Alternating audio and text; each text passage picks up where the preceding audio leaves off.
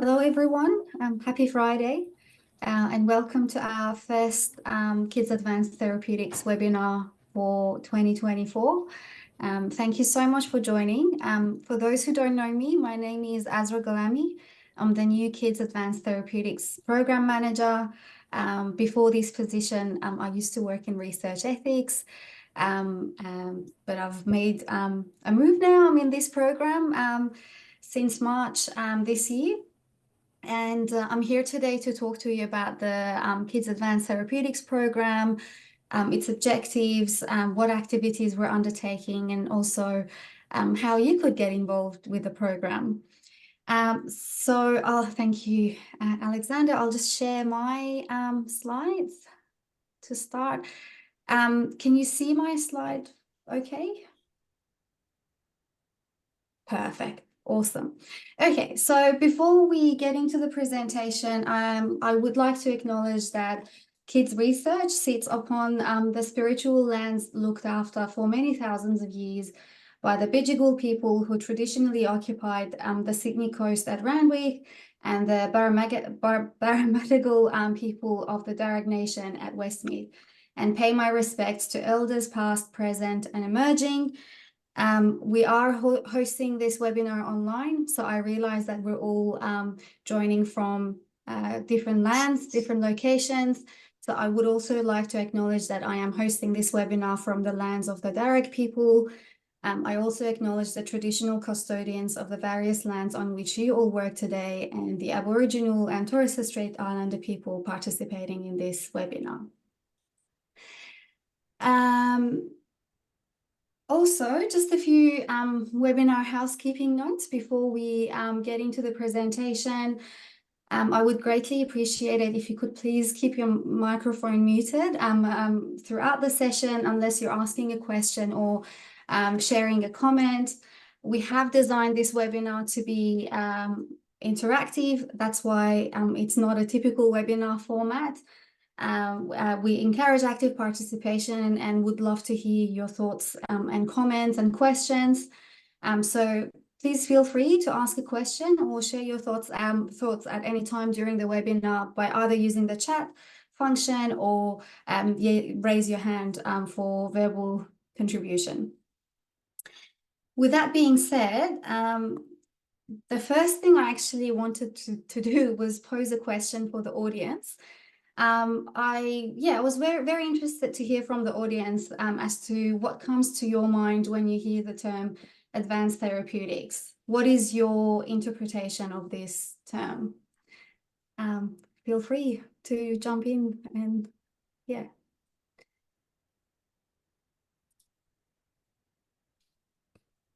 Any comments? Gene therapy? Cell and gene therapies, innovative, novel, and applied. Okay, there's a theme, a lot of people referring to cell and gene therapy. Something new and emerging, precision medicine. Great. Awesome. So going to my next slide. So the definition of advanced therapeutics could differ across different regulatory contexts and institutional focuses. For example, the regulatory bodies like the Therapeutic Goods Administration, the TGA, they provide a very specific definition of advanced therapeutics, and they provide a specific criteria emphasizing aspects such as mode of action and intended use. And different organizations may have their own specific definition, depending on their organizational, vision and strategic direction in terms of where they want to take advanced therapeutics in their organization. I thought for this presentation, I'd include also a more comprehensive view of advanced therapeutics at the moment in the field, which is one that includes a broader spectrum of innovative medical interventions beyond traditional pharmaceuticals. So this includes groundbreaking approaches like gene therapy and cell therapy that was mentioned, regenerative medicine, targeted biological agents like bacteriophages, and novel drug delivery systems. Precision medicine definitely is included as well. I just note someone mentioned that in the chat. So the landscape of pediatric advanced therapies it has been and is continuously evolving. In the not so distant past, pediatric patients facing rare and or severe illness had limited or no treatment options available to them at all. With the emergence of advanced therapies in pediatrics, there is now new and promising avenues in care for these patients. An example is the spinal muscular atrophy, SMA patients. I remember back in the day when I was in ethics, when there was no treatment option available for these patients, and all the research projects we used to get applications for were focused on, managing symptoms or slowing the progression. And then the gene therapies, came about, and that revolutionized care for these patient groups. So it is definitely, there is a new era offered by advanced therapeutics for patients with rare diseases. However, despite these advancements, challenges are still there in terms of conducting high quality pediatric clinical trials. In advanced therapeutics, that includes limited resources, higher research costs. So advanced therapeutic clinical trials usually cost a lot more than the traditional clinical trials. There are complex regulatory approval processes and complicated ethical considerations that all pose challenges for advanced therapeutic clinical trials. I also wanted to just very briefly provide an overview of advanced therapeutics at SCHN. Very proud to say that SCHN is a national leader in the delivery of advanced therapeutics through both clinical trials and clinical care pathways. And that's, of course, due to the amazing work done by our researchers and our clinicians across the network. So I've just provided some examples in terms of what achievements we've had across the network, but obviously this is not it's not an exclusive list. There's more that I haven't included here. So SCHN was the first national treatment center accredited for Luxturna and Zolgensma, the first 2 gene therapies approved in Australia. SCHN was instrumental in the establishment of a pilot newborn screening for SMA, which I mentioned before, enabling early diagnosis and intervention for over 20 babies using gene replacement therapy. Our researchers and clinicians at SCHN have led treatment for pediatric patients with antimicrobial resistant infections using phage therapies sourced internationally. And we have researchers at SCHN and clinicians at the moment establishing a CAR T cell therapy service for oncology patients in New South Wales. And of course, we've had a number of gene therapy clinical trials for different conditions, including SMA, Duchenne muscular atrophy, inherited retinal disease, and some inherited metabolic disorders. So SCHN has actually been very active in the area of advanced therapeutics, and there is even more coming up in the pipeline, which is very exciting.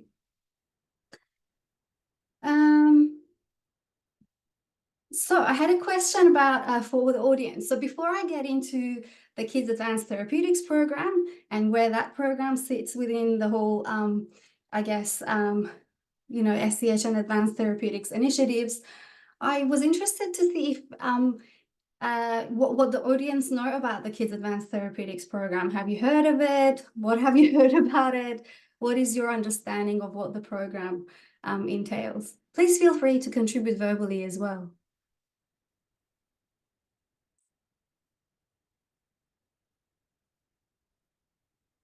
Okay, if SMA gene therapy, okay.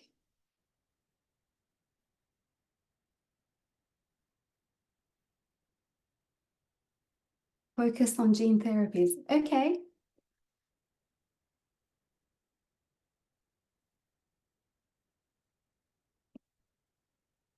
Advanced therapeutics in the network. Anyone in the audience that hadn't heard about the program or doesn't know what the program is about?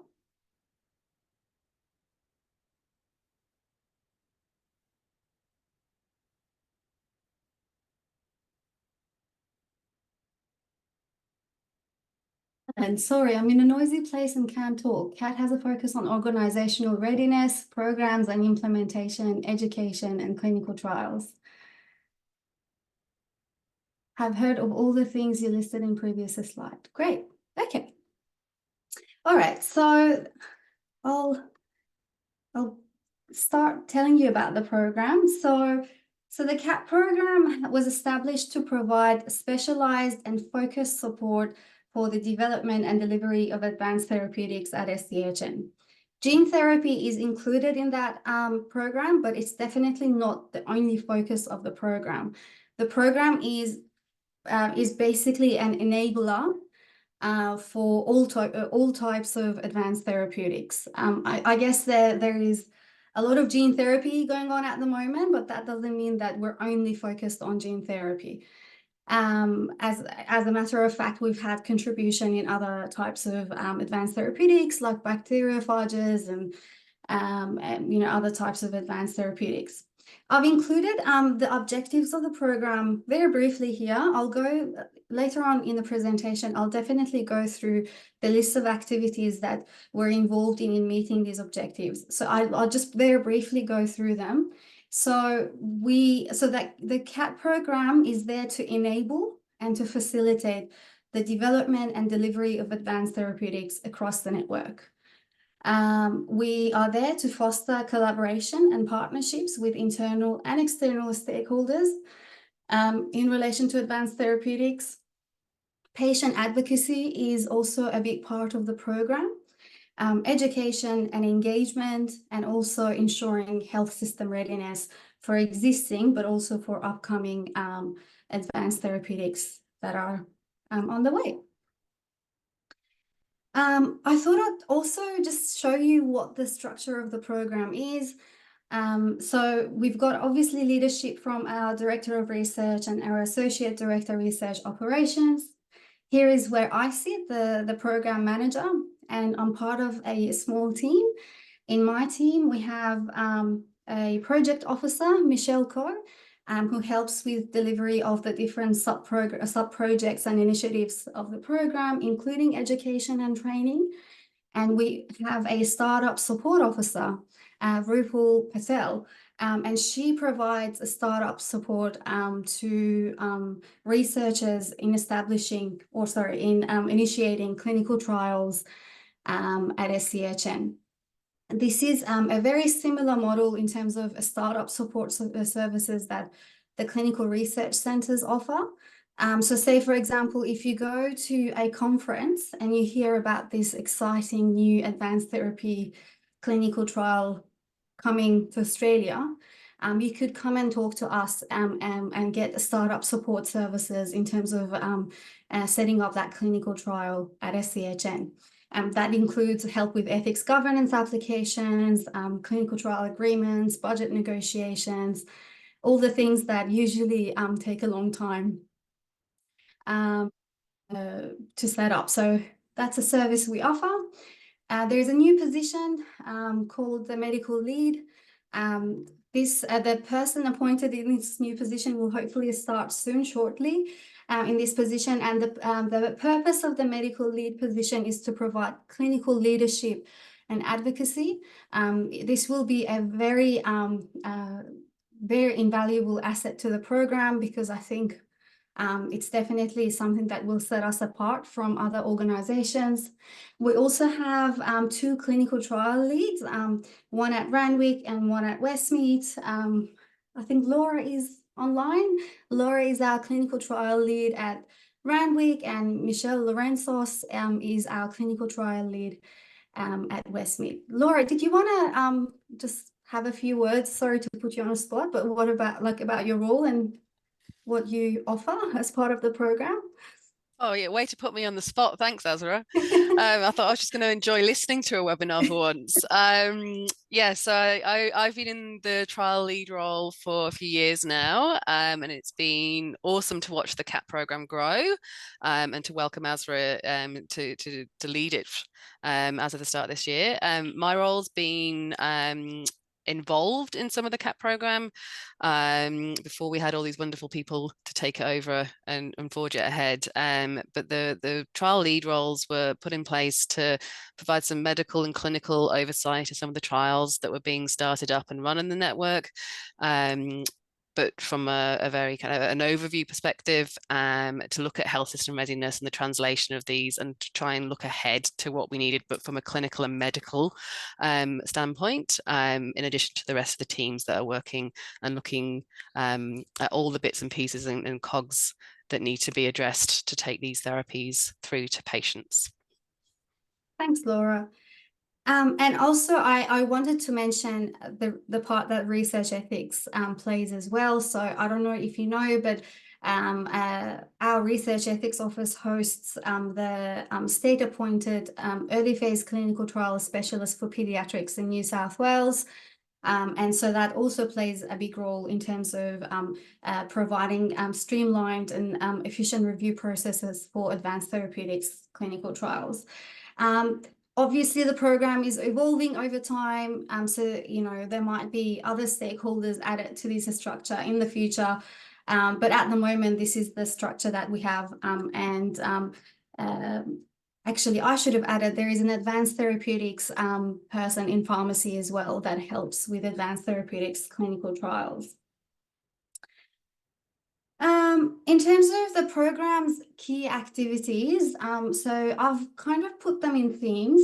Obviously, one of the biggest themes is clinical trials. As I mentioned before, we provide a startup support services. That's a big part of the activities.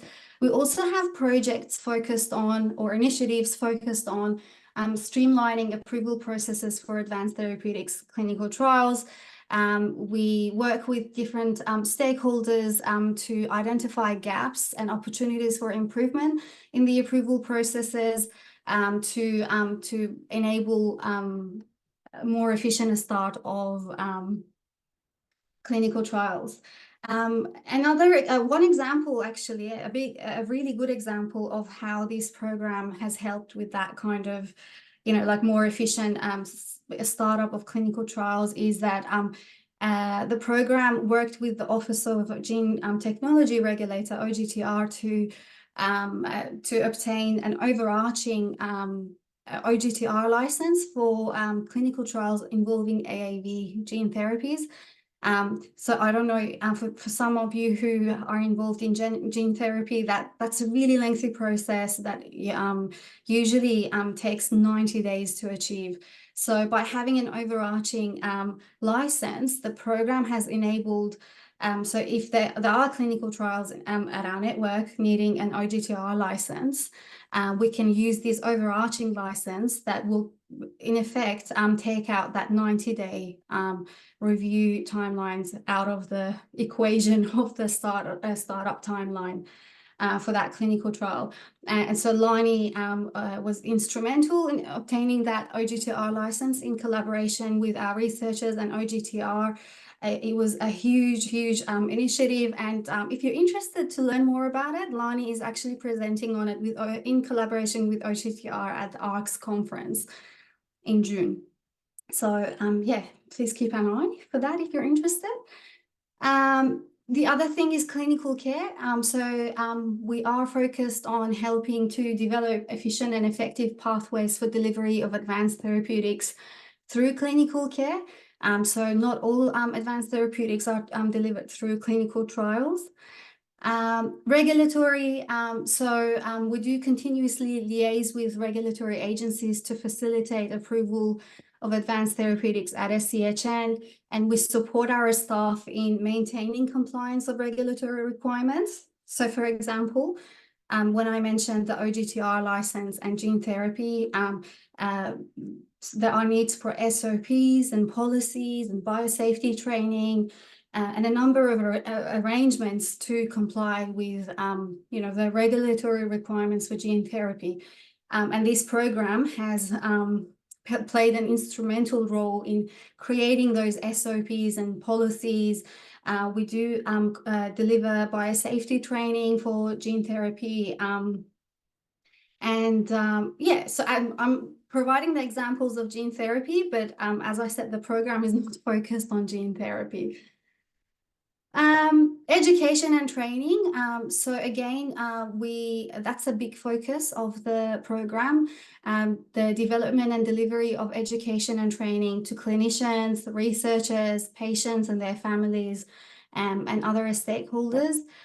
We have already developed some educational resources. There is an educational package, or I should say a course on AAV gene therapy for clinicians that is already available online. It's free and it can be accessed by anyone. I'll show you how to get to our website in a minute, but that's all. Like if you are interested to learn more about that, you can go to our website and find information about that training. We have also created videos for families, patients and families on gene therapy. We're in the process of finalizing some fact sheets to families and patients and their families. At the moment, most of those training products have been gene therapy because we've had a number of gene therapy clinical trials being undertaken, but we are working on expanding our educational resources to other types of advanced therapeutics. Patient support. We are working on the development of a patient engagement framework, and we continuously engage with and involve patient advocacy groups in what we're in developing and delivering advanced therapeutics across the network. Collaboration and partnerships with various stakeholders, including industry, universities, government, funding agencies, and also the consumer groups that the patient advocacy groups that I just mentioned. We do have initiatives focused on identifying what specialized facilities and infrastructure are required for existing and upcoming advanced therapeutics, and advocating for. Obviously, we don't have the resources to put those infrastructure in place, but I think we're in a good place to advocate for those to be put in place. And I guess the last bit of activities, but not the least important, is policy and advocacy. We do continuously advocate for policies that support investment in research and development of advanced therapeutics. So these are the key activities of our program, which I guess ensures health system readiness for advanced therapeutics at SCHN. So our website that I mentioned, so if you want to get, I've included the URL link to our website there. But if you go to the Kids Research website, if you click on our research and then research enablers and then Kids Advanced Therapeutics, you'll find our webpage.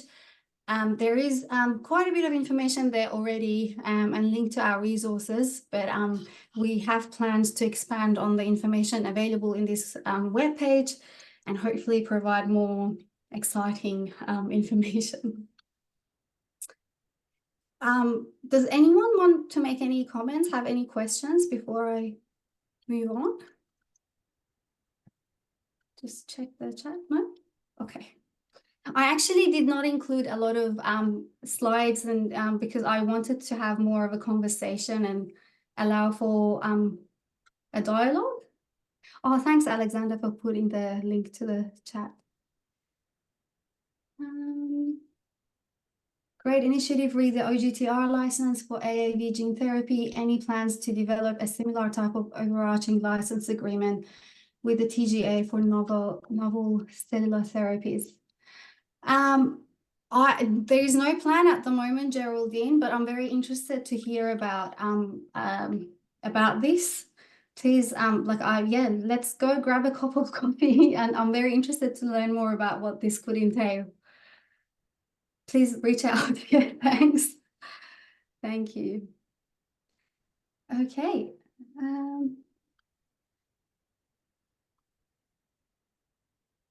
Okay. So as I said before, we are here to be enablers for our researchers across the network.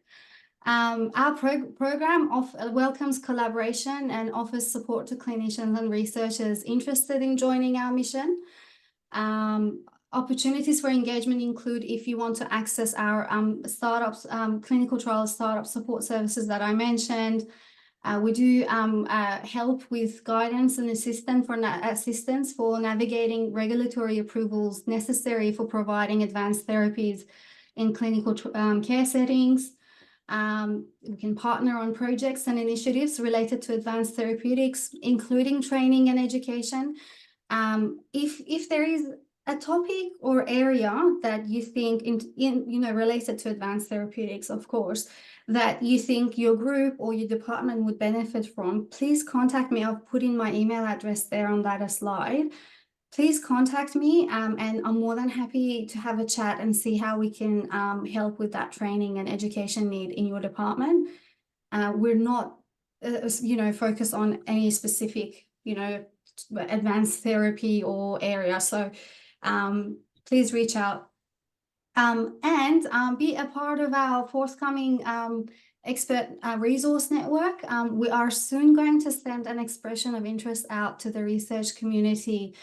We want to establish a pool of experts offering guidance, support, and advice for the different sub-projects that we have in the program. Say, for example, training, education, consumer engagement, clinical trial approval processes and things like that.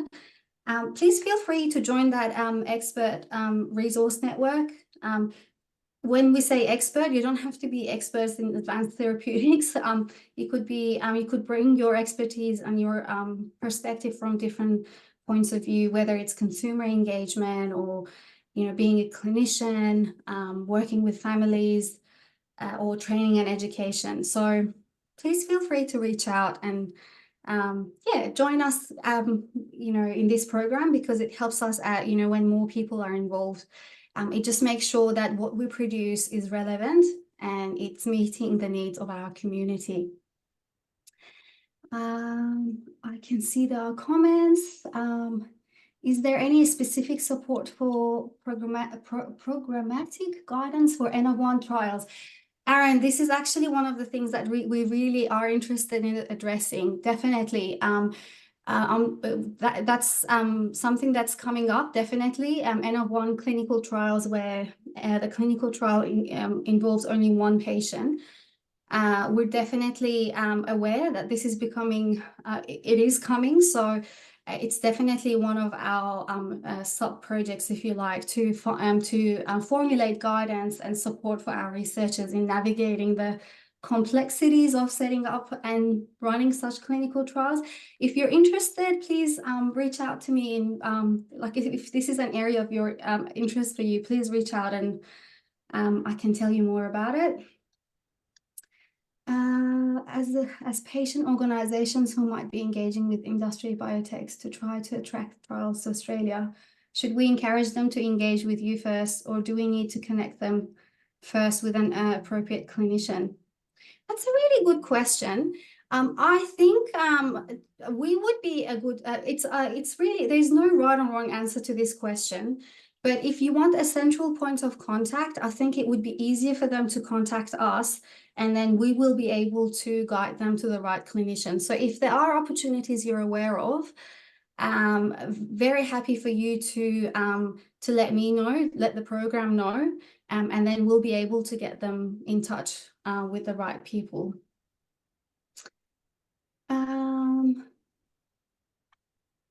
Do you have any horizon scanning, looking to see what trials are coming up and engaging to get a site in Australia? What happens if there isn't a clinician with capacity or interest to take on a trial at SCHN. We do actually every year conduct a horizon scan to see what's coming, in terms of clinical trials to Australia, and to make sure that we've got the capacity for the ones to be basically to ensure health system readiness for those clinical trials. What happens if there isn't a clinician with capacity or interest to take on the trial at SCHN? We will not be able to do that clinical trial at SCHN. One of the biggest priorities for us is to take on clinical trials that we have capacity to conduct. So as part of our feasibility assessment, we always make sure that we've got the right staffing and the right infrastructure to succeed with any clinical trials we agree to participate in. And if there is any reason that, such as not having a suitable clinician on board, we will not be able to do that safely, basically. Does the CAT team have any involvement in special access to advanced therapeutics across SCHN? Sorry, can you expand on that? Megan, do you want to unmute what do you mean? Yeah, sure. Thank you. I guess I was thinking about using the TGA's special access scheme to Right. Something that might fall under the Advanced Therapeutics banner. So not a clinical trial, but yeah, more around compassionate access. Yeah, we can provide support with that as well. So if you're a clinician and you're thinking about providing an advanced therapy through special access, please do reach out and we'll be happy to provide support in navigating the TGA processes and help you get the approvals you need for delivering that therapy through clinical care. No worries.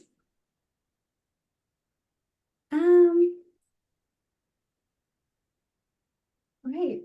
Oh, and so as I said before, I actually didn't create a lot of slides because the program could be summarized like in the slides that I have prepared. But I was hoping for more of a conversation. Before we get to any more Q&A questions or feedback, I just wanted to also acknowledge that the program is supported by SCHN Kids Research and Luminance Alliance. Thank you to those organizations. Yeah, any further questions or comments? Oh, there's a question in the chat. Are there any plans for a clinical trial network across the country? Are there advanced therapeutics or all pediatric more broadly? How do you work with the other estates? That's a really good question. What kind of network did you have in mind? Like the researcher, like, yeah, do you want to expand on that? Chris? Yes, hi, sorry, I couldn't find the unmute button. No worries. I was thinking, because these are rare diseases, and there might only be one patient in each state, for example. Right. Are you working towards coordinating enrollment in these rare disease advanced therapeutic trials? I can see Lani's put her hand up. I'll let Lani answer that question. Hi, Asra, and hi, Chris. Nice to hear from you. I thought I might just give a little bit of context to that. We have been in discussions with a number of our paediatric colleagues from various states around Australia the past kind of 6 to 12 months, and we do recognise that there's a real need for a collaborative approach with respect to these trials, particularly in those rare diseases, to make sure that we can not only attract these to our shores, but also provide kind of equity of access across Australia. So we have been in conversations with many of our clinical trial kind of centres and paediatric centres across the states. And we actually published a position paper in the MJA last year. And I'm very happy to put the link in the chat for you or anyone who wants to have a read through that. And it was actually a national call to action around a very strategic approach to paediatric clinical trials. We're actually also going up to Queensland next Thursday. They're actually actually launching their Pediatric Advanced Therapeutics Centre. So we are starting to very much collaborate and establish ourselves in this space. So it's really exciting to see. Thanks, Laura. She's put the link in the chat. Excellent. It was actually that paper that I was thinking of. And yeah, so that was kind of the outcome of some of our early discussions, Chris, and now we're looking to put action in for some of that. Yeah. I think that would make a big difference for the childhood dementia disorders that are rare and ultra rare. Absolutely. Thank you. Great, that was a great question. Thank you. It doesn't have to be a question. If you've got any thoughts, comments that you'd like to share with us.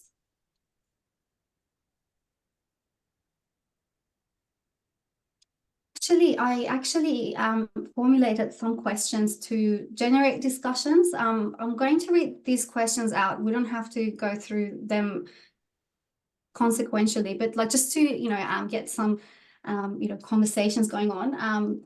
Yeah, so are there any particular areas within advanced therapeutics research or clinical care where you feel additional support or resources would be beneficial? Interested to hear your thoughts about that. How do you currently stay informed about advancements in advanced therapeutics? That's always been a question for me in terms of how do our community, stay informed about those opportunities for collaboration or support. And yeah, what types of training or educational resources would be most valuable to you and your team in enhancing your knowledge and skills in advanced therapeutics? I know there are representatives from other support units like research governance. So like if this question is for everyone, researchers, clinicians, other support units within the network, our external stakeholders, anyone who's online. Yeah, so feel free to comment or ask any questions in relation to these topics or other topics.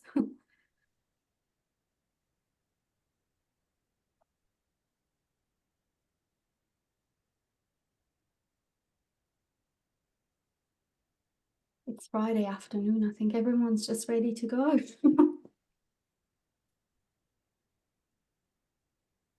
Hey, Asra, can I speak? Can I ask a quick question? Course. Hey, so for those who don't know me, my name's Helen Goldsmith. I'm the Research Development Manager, and I think just reflecting on, the opportunities that are available through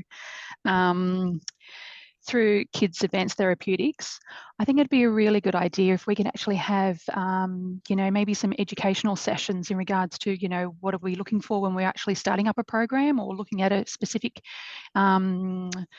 gene therapy, what are the considerations, looking at the processes and certainly approvals that need to be in place.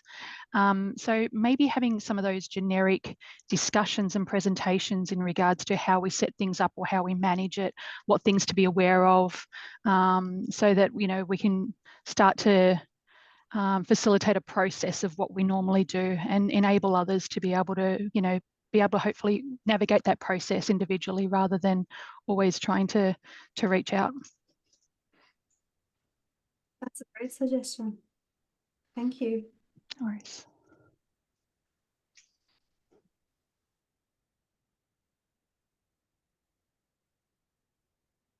Advanced therapeutics in your areas that you think we need more education and training in, so apart from gene therapy?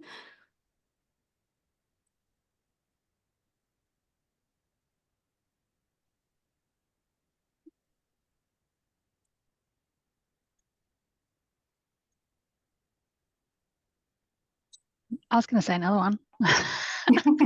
Sure. I suppose the other thing is, looking at the early phase. Oh, sorry, wrong button.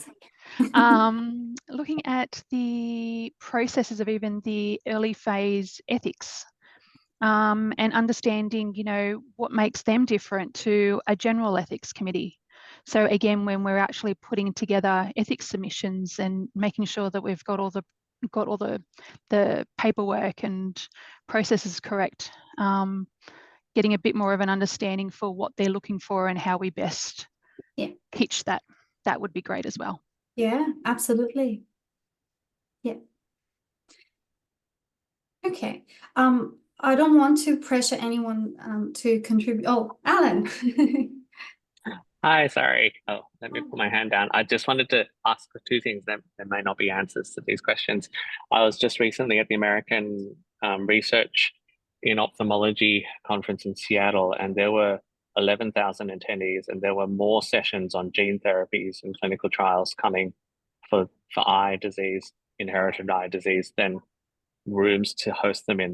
There were Wow. talks all day, every day on these things, and so there's hundreds of these trials coming for hundreds of genes. I guess one thing that really struck me was how are we going to handle this avalanche and decide what to be involved in or not to be involved in. The second thing that really struck me at that conference, and it was more a sciencey conference, is zero talks on how to implement this into the health system. That the talks were all about, oh, we're going to do this fantastic trial, we're going to get it through phase 1, phase 2, phase 3. Nobody was talking about who's going to pay for it, how's it going to get to the patients, how's it going to work in the health system. And America's different because they have this very weird system, and those who are insured will get the treatment and those who aren't won't. But our system's totally different, and we care about things like equity and access and feasibility. So I guess the two questions was, how are we going to deal with this avalanche that we all know is coming? It makes it an exciting space, but challenging. And secondly, how are we going to think about this health system impact that this is going to have? Yeah, absolutely. Very complicated questions, Alan. I think obviously I wouldn't have the answer to those questions now, but I think what I wanted to say is it's got to be a team effort.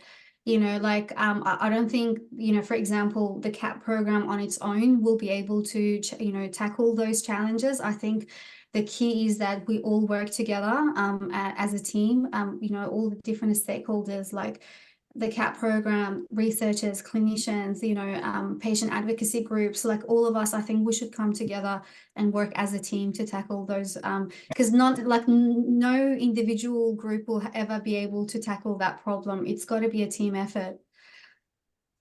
Lisa, I think you had your hand up.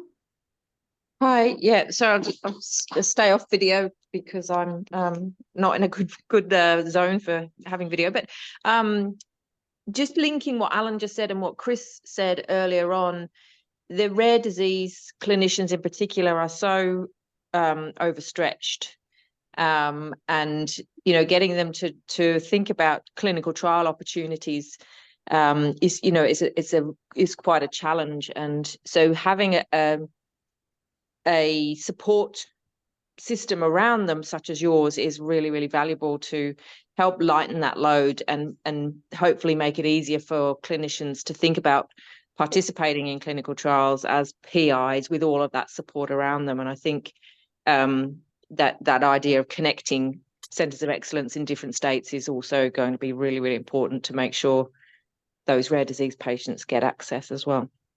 Absolutely. Oh, and I can see how our program, you know, how when I said, you know, we all have to work together, I think there is an opportunity in this program bringing people together, and, you know, because people, not because of any reason, but, you know, it's easy to go into silos and everyone's working towards the same goal, but in their own individual way. But I think, yeah, there is opportunity in this program to bring people together and so that we can be united. I saw someone putting their hand up and then down, so I'm not sure if they don't want to ask the question anymore. There is a question on the chat. Just wondering if CAT only supports therapy. What about developing innovative testing, for example, genetic liquid biopsy? You know how when we were talking about the definition of advanced therapeutics, I think, look, I'm interested if you know, obviously we want to facilitate, you know, the development of advanced therapeutics. If there is any lab-based research that is leading to advanced therapeutics, I'm more than happy. I think it would be within the remit of our program to support. But I'm very interested for people to, I'm very happy for people to contact me individually. And it's probably a good time. if you want to contact me, if there is a test that you think it's, it could be within the scope of advanced therapeutics, I'm very happy to hear about it and learn more about it. And even if the CAT program is not able to support your research or initiative, I might be able to find other people who may be able, or other groups who may be able to support you. So please reach out if there is something you think could be within the scope of the program. More than happy to have a chat. We can either support you or get you in contact with others who could support you. There was another comment. Perhaps we need to band together to advocate for more capacity in the system for more trials. Absolutely. I think that's we all agree on that point. Absolutely. I was just gonna say one more thing on that. I think Alan and I have had conversations even in the corridor in regards to the lack of funding opportunities for rare and very rare conditions, and I think that's where we do need to all band together, particularly in those sort of instances where we can find the hopefully find these opportunities, and certainly work in collaboration with the CAT program to ensure that we've got the support mechanisms in place across SCHN to support the grant applications and translation and budgets and all that. So I think it's a really good thing to think about when you do see an opportunity to reach out to Asra and her team. And I certainly work quite closely with her and the grants research office that we have within SCHN to hopefully have something that's actually quite robust and worthwhile, and hopefully we build the funding, we build the capacity, and then we ultimately end up with having more CAT program initiatives around the network.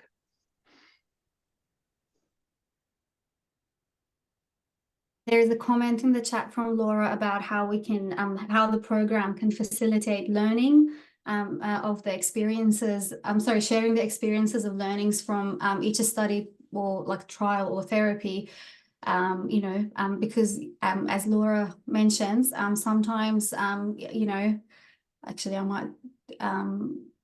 It's easy to get siloed in your own specialty. I feel privileged in my role that I've been exposed to the therapies for diseases that are in respiratory, and it makes me ask, why aren't we doing this for other conditions, for example?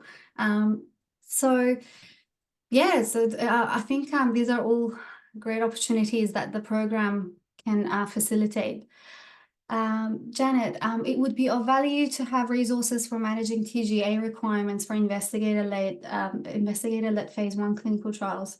For example, tips for linkage to those at SCHN with experience in this area. Absolutely. I think that's one of the things that I really want to work on in terms of navigating not just the TGA, but other regulatory body requirements in setting up phase 1 or other types of advanced therapeutics clinical trials. I think that's very important, and I've heard that from a number of people in terms of the sort of practical help that they would like to get from the program. So definitely on the agenda, Janet.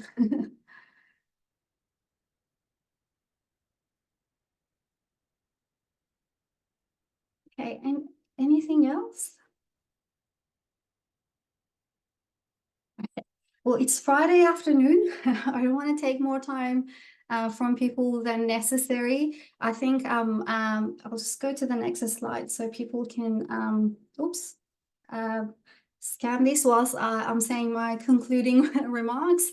So today, thank you so much to everyone who attended and contributed. I think today's session was more about just saying, hey, I'm here.